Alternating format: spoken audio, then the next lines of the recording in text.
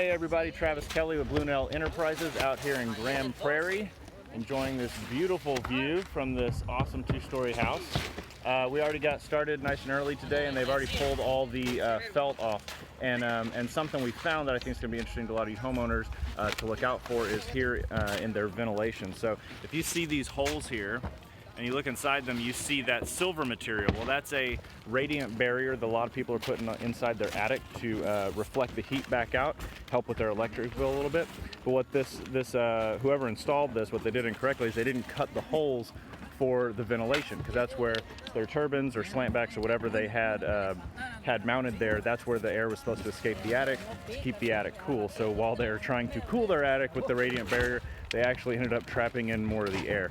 And why that's bad for you guys, aside from the electric bill, is it actually shortens the lifespan of your shingles and just doesn't help your efforts. So something to watch out for if you're trying to have a more energy efficient home, install radiant barrier or something of the like. Make sure you do not cover up your ventilation holes.